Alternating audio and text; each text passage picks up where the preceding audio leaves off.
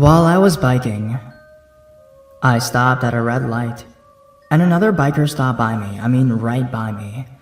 I couldn't stress how strange this biker looked. He looked to be a 39-year-old man, long blonde hair, and a large overbite. He had odd clothes on. He dressed like a teenager.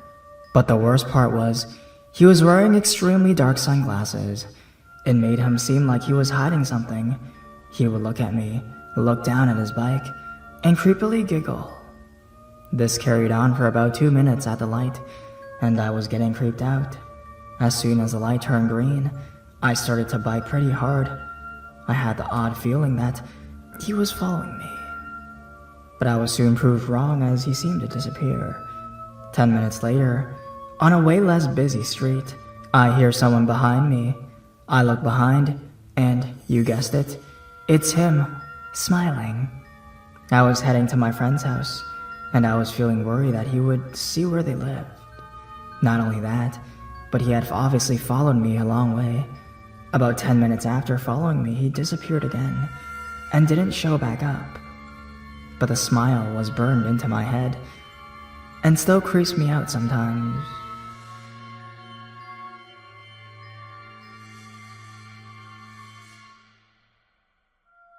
Cyclist Stalker. Okay, I'm new to Reddit, and I've been a long-time lurker on the Let's Not Meet subreddit. After reading all of these stories, I thought I should share mine as well. I am a 5', 32-year-old female. This happened back in 2011. I live in a small university town in the Midwest, and back when I came to live here in 2008, it was fairly safe. Not so much these days. Being an international student, I'm originally from India. I did not own a car until 2012. As such, I used to bike to and from my school. The place that I lived at was a nice house in a nice neighborhood, quite close to school.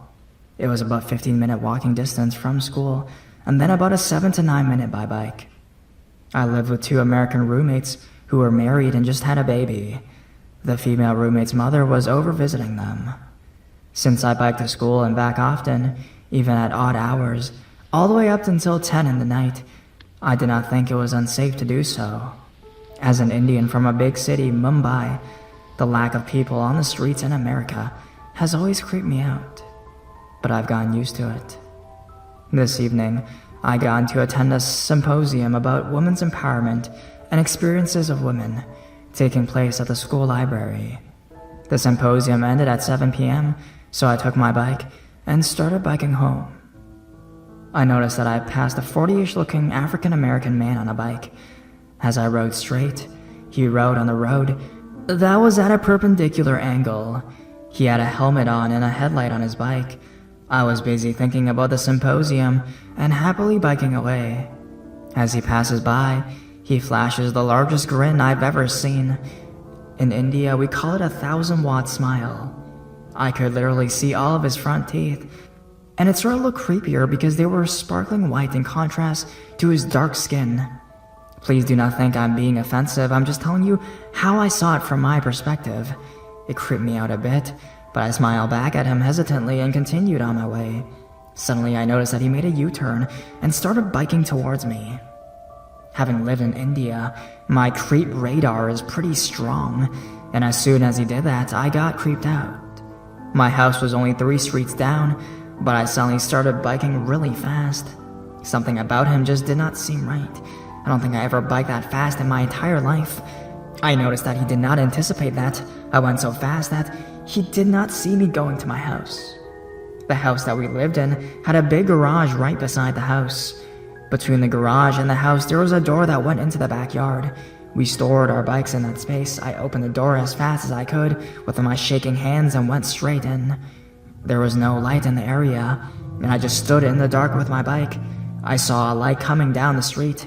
I thought it was a car headlight, so I was going to close that door because I didn't want him to notice it and open it and realize where I lived.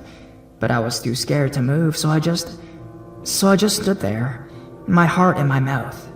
As I suspected, what I thought was a car headlight was his bike headlight. He was biking past my house, craning his neck to see if I was anywhere.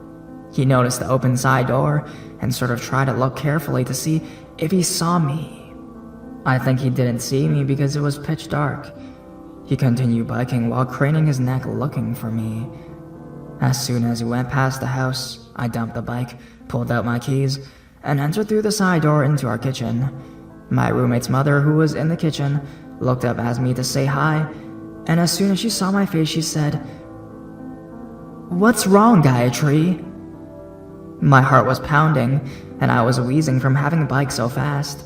I told her someone was following me, and I biked super fast, and he just passed by the house looking for me while I hid.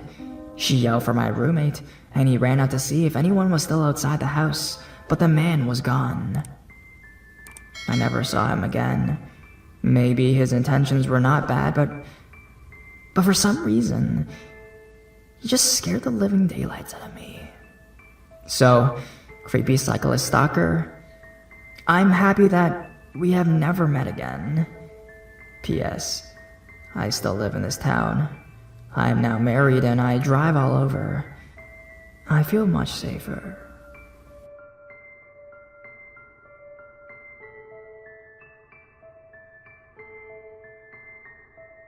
I loved my bike. This happened when I was 10. The thing is, I was 5'10" and, well, I developed early. So I had the mentality of a 10-year-old girl, but I looked like a 14-year-old at the least. I was very well developed. I was biking home from school, about a mile away. It was on a busy-ish road, and I usually had friends going the same direction. They just stopped about 1 block before me. They had gone to go do something after school, so unfortunately, I was on my own. As I was biking my happy way home, my back wheel locks up completely. I couldn't get it on to budge, so I walked it along, holding the back wheel off the ground and rolling the first. I was struggling. I've never been terribly coordinated and was struggling a bit, but I was stubborn and convinced that I would get it home. A little red pickup truck stops, and the man inside asked if I'm okay. I say my bike's broken, but I'm fine. I'm not too far from home. I was about 3/4 of a mile away still, but I knew I could do it. The man tells me, "You're such a pretty little thing. A pretty lady like yourself shouldn't be put in such a difficulty. How about I take you and your bike back home?" I knew better than to get into that truck, so I replied as nice and polite as I could that I appreciated the offer. But I couldn't impose like that. I started walking and rolling the bike along again. The man jumps out of his truck, grabs the bike from my hands and throws it into the back of the truck. "Well, seems like I just saved you the effort of carrying it. Why don't you hop in and tell me where we're headed?" I had a moment of doubt and almost got into the truck after my bike. I was 10 and I loved that bike. It was perfect for me. But I decided I could always get a new bike and wrote it off as a loss in my mind. I told him I couldn't do that and started walking home, trying my best to ignore this guy. As I was walking, front facing forward, trying not to look at this man, the truck dude hopped into his truck, started it, and just creepily kept pace with me, following me. I knew my mom was home, and I would be fine as soon as I got there, so I just kept walking. I ignored him the best as I could, though he kept yelling that I would have so much fun in the truck. I finally made it home and walked through the door. I started telling my mom what happened when I heard a big clash of metal. I look outside the window and see my wonderful, perfect bike thrown into the street. The guy yells as he gets back into the truck that I'm a fucking tease and little bitches like myself aren't grateful enough. I memorize his license plate number on the walk over, and my mom and I go and we call the cops. Things went downhill from there. I gave a statement and a description, but the best they could do was tell me to call them if he bothered me again. There wasn't really a lot the cops could do anyways. But The next day, I went to school with a brand new emergencies only cell phone and got rides for the rest of the year.